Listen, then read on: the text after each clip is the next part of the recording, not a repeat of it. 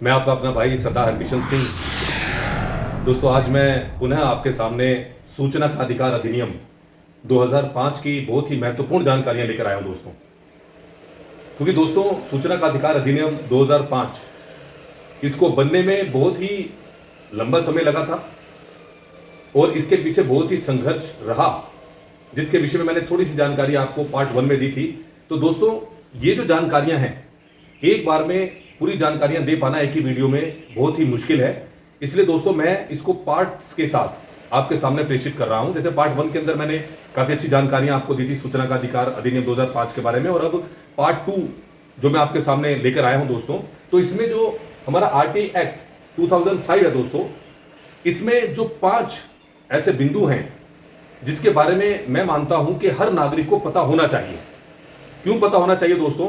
ताकि वो इसकी महत्वता को समझ सके कि सूचना का अधिकार अधिनियम 2005 किस प्रकार एक अति साधारण नागरिक को भी सशक्त बना सकता है दोस्तों, या बनाता है या बना चुका है दोस्तों।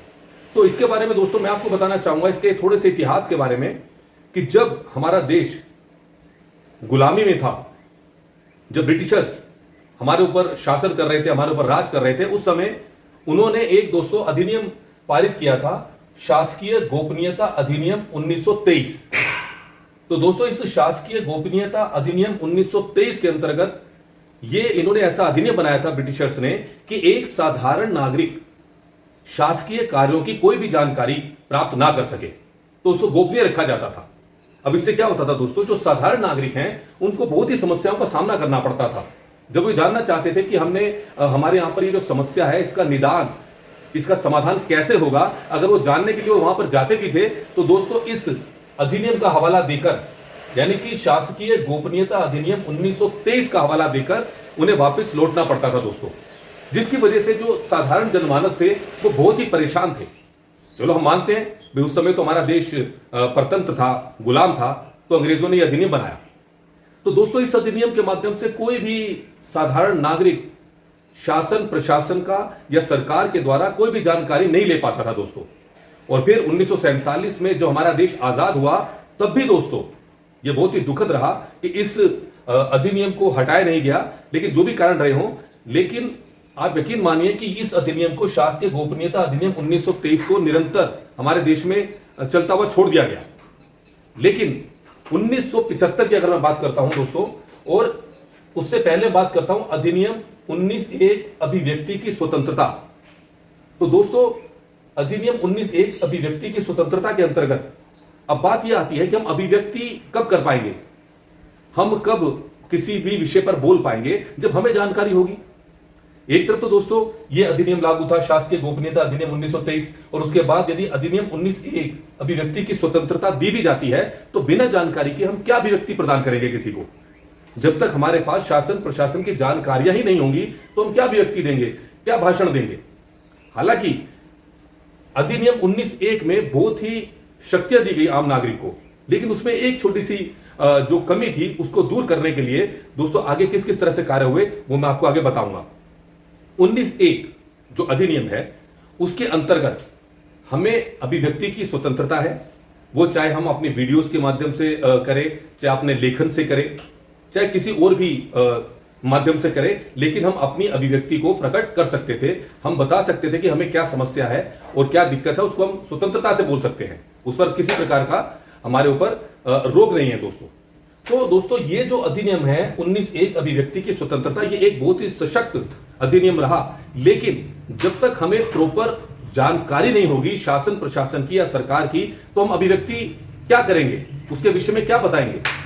तो उसको लेकर दोस्तों धीरे धीरे धीरे जब बात आती है 1975 की, तो दोस्तों 1975 उत्तर प्रदेश बनाम राजनारायण केस, जब ये 1975 में ये केस दायर हुआ, तो माननीय सर्वोच्च न्यायालय ने इस बात का निर्देश दिया कि प्रत्येक देश के नागरिक को यह अधिकार होना चाहिए कि सरकारी दस्तावेजों में क्या हो रहा है, यह सरकार किस प्रकार कार्य कर रही है, या उसके पास जो भी रिकॉर्ड्स है उसकी जानकारी प्रत्येक नागरिक को मिलनी चाहिए। और यह दोस्तों जो आदेश पारित किया गया माननीय सर्वोच्च न्यायालय के द्वारा, जिसमें कि यह बताया गया कि 4 जो हमारे माननीय न्यायमूर्ति न्यायाधीश जी के द्वारा जिन्होंने इस पर अपना आदेश निर्देश दिया कि प्रत्येक नागरिक को यह अधिकार होना चाहिए कि सरकारी कार्यों में या दस्तावेजों में या जो भी कार्य हो रहे हैं उसकी जानकारी प्रत्येक नागरिक को मिलनी चाहिए। क्यों दोस्तों? उस समय दोस्तों क्या होता था कि जैसे सरकारी मैं एग्जांपल दे रहा हूं कि सरकारी जैसे गाड़ियां होती थी, सरकार के माध्यम से जो अधिकारी होते थे उनको वो गाड़ियां दी जाती थी सरकारी कामकाज के लिए, लेकिन उस समय कई अधिकारी उसे निजी तौर पर इस्तेमाल करते थे, जिस पर कई ऐसे जो एक्टिविस्ट थे या जो समाज सेवी थे उन्होंने ये सोचना शुरू किया कि सरकारी कार्यों पर तो ठीक है कि गाड़ी इस्तेमाल की जा रही है, लेकिन निजी कार्यों पे क्यों इस्तेमाल की जा रही है, इसके बारे में उन्होंने जानकारी भी चाहिए। लेकिन इस प्रकार की जानकारी उनको नहीं मिलती थी। तो दोस्तों उस समय जब यह केस हुआ 1975 में, उत्तर प्रदेश बनाम राज नारायण केस, इसमें जब सर्वोच्च न्यायालय ने यह आदेश पारित किया, यह निर्देश दिया कि प्रत्येक नागरिक को प्रत्येक जो सूचना होती है सरकारी कार्यों की वो होनी चाहिए, तो उसके उपरांत दोस्तों कई समाज सेवी, कई सोशल एक्टिविस्ट उन्होंने संघर्ष शुरू किया दोस्तों, ताकि हर जानकारी नागरिक तक पहुंच सके। उसके उपरांत दोस्तों क्या हुआ, जो सोशल एक्टिविस्ट अरुणा रॉय द्वारा 1990 में राजस्थान में मुहिम चलाई गई दोस्तों। तो दोस्तों 1990 में जब अरुणा रॉय, जो कि एक बहुत ही अच्छी सोशल एक्टिविस्ट है जो समाज के उत्थान में लगी हुई है, उस समय उन्होंने ये आवाज उठाई, कहां से? राजस्थान से। 1990 में वहां पर अनेक लोगों को, अनेक समाज सेवियों को लेकर के और संगठन को लेकर के उन्होंने प्रयास शुरू किया कि क्यों नहीं हमें जानकारी प्रदान की जाती, जब हमारे टैक्स के माध्यम से सरकार चलती है तो जानकारी मिलनी भी चाहिए। तो दोस्तों ये संघर्ष लगातार चलता रहा और इनके साथ साथ अनेक सोशल एक्टिविस्ट, अनेक समाज सेवी वो भी प्रयासरत रहे। तो धीरे धीरे चलते चलते दोस्तों 1990 से लेकर के अगर हम इस सफर की बात करें, हालांकि 1975 में माननीय सर्वोच्च न्यायालय ने यह आदेश दे दिया था कि प्रत्येक जानकारी नागरिक तक पहुंचनी चाहिए, लेकिन तब भी उसके लिए संघर्ष चल रहा था। तो 1990 में जब अरुणा रॉय जी के द्वारा यह प्रयास और गति में आया, तब जाकर के दोस्तों संसद के अंदर सूचना का अधिकार अधिनियम 2005 पारित हुआ दोस्तों। तो दोस्तों इस सूचना का अधिकार अधिनियम 2005 के पारित होने तक का जो सफर है, इसके विषय में मैंने दोस्तों 5 बिंदुओं पर आपसे चर्चा की है, और इसके आगे इस अधिनियम के अंतर्गत जो भी इसकी धाराएं हैं, उपधाराएं हैं, और किस प्रकार से हम सूचना का अधिकार अधिनियम को इस्तेमाल करके अपने अधिकारों को या अपनी मूलभूत सुविधाओं को हम प्राप्त कर सकते हैं दोस्तों, वो धीरे धीरे मैं आपको अगली वीडियो में दिखाऊंगा दोस्तों।